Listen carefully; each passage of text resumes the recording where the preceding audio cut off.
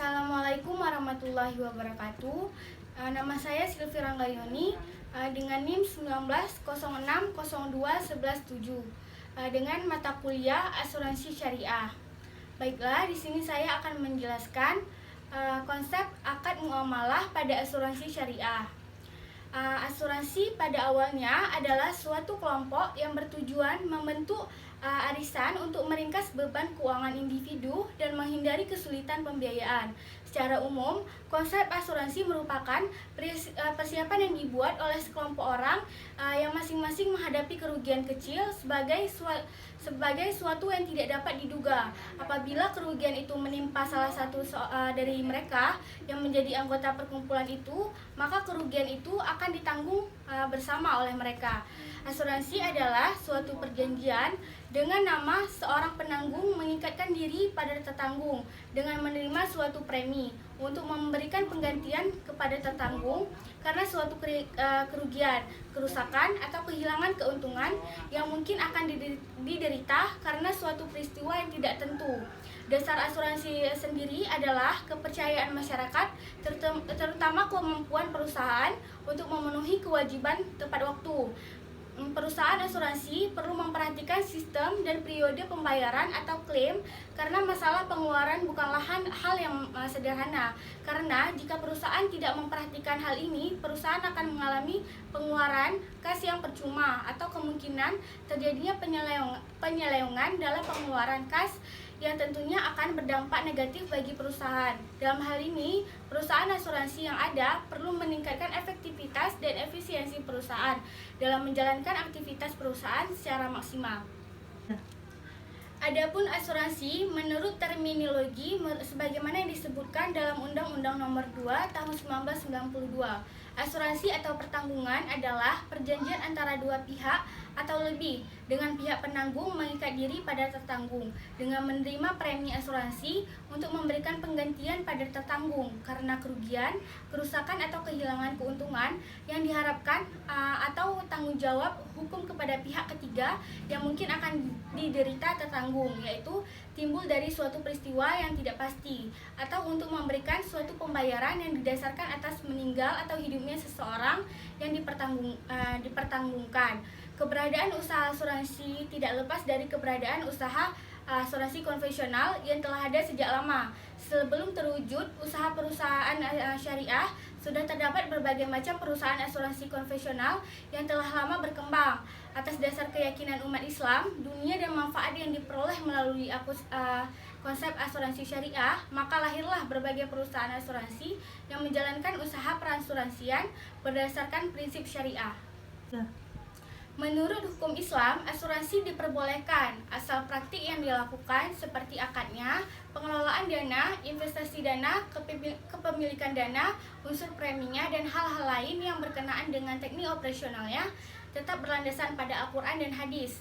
Masalah ini harus benar-benar diperhatikan karena prinsip-prinsip umum dalam muamalah juga melandasi asuransi Islam. Prinsip kedua dalam muamalah adalah bersikap adil. Cukup banyak ayat Al-Quran yang memerintahkan umat manusia untuk bersikap adil terhadap siapapun, termasuk kepada dirinya sendiri. Sikap adil dibutuhkan ketika menentukan nisbah mudarabah, musyarakah, wakalah, wadiah, dan sebagainya. Dalam bank syariah, sikap adil juga diperlukan ketika asuransi syariah menentukan bagi hasil dalam surplus underwriting dari bagi hasil investasi antara perusahaan dan peserta. Karena itulah transparansi dalam perbankan dan asuransi syariah menjadi sangat penting di sini. Selanjutnya, saya akan menjelaskan mengenai akad tabaru. Menurut kamus, akad tabaru ini adalah akad kepemilikan suatu barang tanpa penukaran seperti hibah, sedekah, wasiah, dan wakaf. Tabaru merupakan sikap atau perbuatan yang mencari berkah dari suatu perbuatan. Dalam akad tabaru, pihak yang berbuat kebaikan tersebut tidak berhak mensyariatkan imbalan apapun kepada pihak lainnya. Imbalan dari suatu akad tabaru adalah dari Allah Subhanahu wa Ta'ala, bukan dari manusia. Dalam akad tabaru, dana yang diikhlaskan hanya untuk mendapatkan pahala dan ridha Allah Subhanahu wa Ta'ala. Jadi, akad tabaru adalah semua bentuk akad yang dilakukan dengan tujuan kebajikan dan tolong-menolong, bukan semata untuk tujuan komersial. Kemudian, akad dalam akad tabaru adalah akad hibah, dan akad tabaru tidak bisa berubah menjadi akad tijarah. Dalam akad tabaru atau hibah, peserta memberikan hibah yang akan digunakan untuk menolong peserta lain yang terkena musibah, sedangkan perusahaan bertindak sebagai pengelola dana hibah. Ini juga didasarkan pada Fatwa DSN MUI, DSN nomor 21 DSN MUI 2001 tentang Pedoman Umum Asuransi Syariah.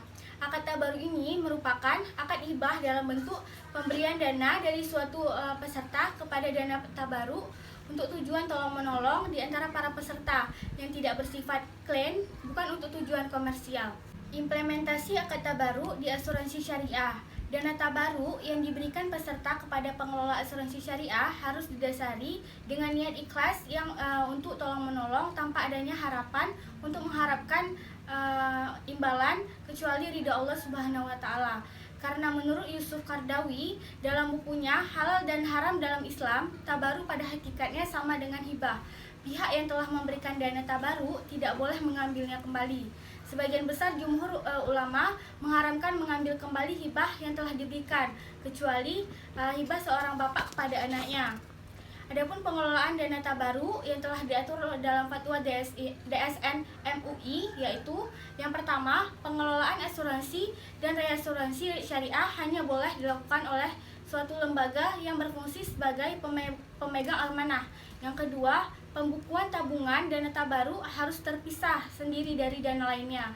Yang ketiga, hasil investasi dana tabaru akan menjadi hak kolektif bagi peserta dan dibukukan pada akun tabaru. Yang keempat, dari hasil investasi yang telah dikelola, perusahaan asuransi dan reasuransi syariah dapat memperoleh bagi hasil berdasarkan akad mudharabah atau akad mudharabah musyarakah, atau memperoleh ujrah atau fee berdasarkan akad wakalah bil ujrah. Fatwa DSN MUI. Dalam hal pengelolaan dana tabaru yang telah diatur dalam DSN MUI, dapat dipahami bahwa dalam mengelola dana tabaru di asuransi syariah harus benar-benar memperhatikan dan manajemen dengan baik. Pengelolaan dana asuransi dan reasuransi hanya boleh dilakukan oleh lembaga yang sudah legal, memegang amanah, dan pengelolaannya juga harus terjamin kehalalannya. Pembukuan dana tabaru harus benar-benar terpisah dengan dana lainnya. Jika dana tabaru diinvestasikan dan ada keuntungan dari hasil investasi tersebut, maka perusahaan asuransi dan reasuransi syariah dapat memperoleh bagi hasil berdasarkan akad mudharabah atau akad mudharabah musyarakah, atau memperoleh ujrah atau fee berdasarkan akad wakalah bil ujrah. Adapun mekanisme pengelolaan dana peserta atau premi dibagi menjadi dua sistem, yaitu pertama, ada sistem pada produk saving atau tabungan. Yang kedua, ada sistem pada produk non-saving atau tanpa tabungan. Dalam sistem pada produk saving atau tabungan, peserta wajib membayar sejumlah uang atau premi secara teratur kepada perusahaan. Besar premi yang dibayarkan tergantung kepada keuangan peserta. Akan tetapi, perusahaan menetapkan jumlah minimal premi yang akan dibayarkan. Setiap premi yang dibayarkan oleh peserta akan dipisah dengan dua rekening yang berbeda. Yang pertama, rekening tabungan peserta, yaitu dana yang merupakan milik peserta dapat dibayarkan bila perjanjian berakhir, atau peserta mengundurkan diri, atau peserta meninggal dunia. Yang kedua ada rekening tabaru, yaitu kumpulan dana kebajikan yang telah diniatkan oleh peserta sebagai iuran dana kebajikan yang tujuannya saling tolong-menolong dan saling membantu, yang dibayarkan bila peserta meninggal dunia atau perjanjian telah berakhir jika ada surplus dana. Selanjutnya, saya akan menjelaskan mengenai akad mudharabah. Akad mudharabah dalam asuransi syariah adalah akad yang mempunyai tujuan untuk membagi hasil investasi dari dana tabaru. Mudharabah adalah salah satu bentuk perkongsian atau syirkah. Orang Hijaz menyebutnya kirat, dan orang Iran menyebutnya dengan mudharabah. Akan tetapi keduanya memiliki maksud yang sama, Qirat berarti pertolongan harta yang diberikan kepada pengusaha untuk mengusahakan hartanya dan diberikan kepada pengusaha untuk dikelola sehingga pengusaha dapat memberikan potongan laba yang diperoleh. Hal ini juga dikatakan sebagai muqaradah, yang artinya kesamaan karena pemilik modal atau sahibul mal dan pengusaha mempunyai posisi yang sama terhadap laba. Mudharabah merupakan perjanjian atau akad kerjasama usaha antara dua pihak dengan yang mana pihak pertama atau sahibul mal menyediakan seluruh modal, sedangkan pihak kedua atau mudharib bertindak sebagai pengelola. Pembagian keuntungan di antara kedua belah pihak berdasarkan kesepakatan yang tertuang dalam kontrak atau perjanjian. Dalam standar akuntansi menyatakan bahwa mudharabah adalah perjanjian atau akad kerjasama yang dilakukan antara pemilik dana sebagai penyedia modal diberikan kepada pihak pengelola dana dalam menjalankan bisnis untuk memperoleh suatu profit atau keuntungan didasarkan pada kesepakatan untuk kerugiannya ditanggung oleh pengelola dana. Dalam asuransi syariah, akad tijarah atau akad yang dilakukan untuk tujuan komersial yang digunakan adalah akad mudharabah yang berkonsep bagi hasil. Saat peserta mendaftarkan di sebuah perusahaan asuransi, maka premi peserta akan dibagi dua untuk dana penempatan akad tabaru dan pengelola atau sebagai pengelola atau mudharib, dan peserta asuransi berlaku sebagai pemegang polis atau sahibul mal. Premi yang berasal dari jenis akad mudharabah itu dapat diinvestasikan dan hasil investasinya dibagikan kepada peserta. Ini berbeda dengan akad tabaru atau hibah. Walau premi yang berasal dari jenis akad tabaru dapat diinvestasikan, hasil investasinya kembali masuk kepada dana hibah untuk menolong peserta lain yang terkena musibah. Selanjutnya, akad mudharabah terbagi menjadi beberapa jenis. Yang pertama, mudharabah mutlaqah, yang merupakan bentuk kerjasama antara penyedia dana atau sahibul mal dan pengelola dana atau mudharib yang tidak dibatasi oleh spesifikasi usaha, waktu, dan jenis bisnis. Yang kedua, ada mudharabah muqayyadah, adalah pembatasan jenis usaha, waktu, dan tempat usaha sehingga menimbulkan kecenderungan bagi sahibul mal dan memasuki dunia usaha, atau dengan kata lain adanya pembatasan jenis, waktu, dan tempat usaha oleh sahibul mal.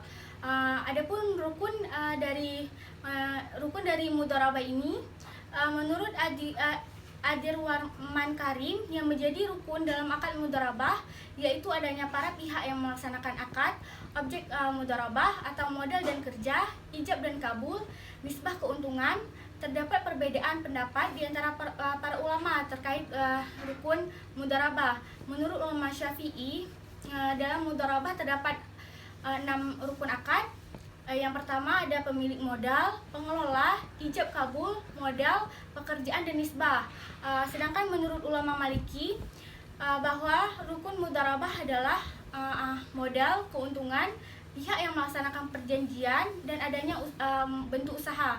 Di sisi lain, ulama lain berpendapat bahwa terdapat 3 rukun mudharabah, yaitu terdapat 2 orang yang melakukan akad, modal, dan sigat. Adapun syarat dari akad mudharabah yaitu berkaitan erat dengan pelaku mudharabah, dana, dan akad. Kedua belah harus memiliki suatu kecakapan dalam bertindak hukum. Karena hal ini merupakan syarat sahnya suatu perjanjian yang dilakukan. Syarat yang berkaitan dengan modal harus berbentuk uang, tidak boleh dihutangkan, dan jenis jumlahnya kemudian diberikan kepada mudharib.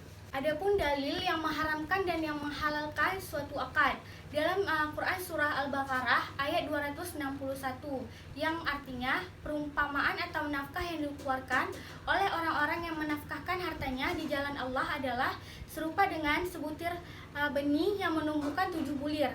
Pada tiap-tiap bulir terdapat 100 biji. Allah melipat gandakan atau ganjaran bagi siapa saja yang Dia kehendaki. Allah Maha Luas karunia-Nya lagi Maha mengetahui. Sekian dari penjelasan saya. Apabila ada kesalahan kata saya mohon maaf. Wassalamualaikum warahmatullahi wabarakatuh.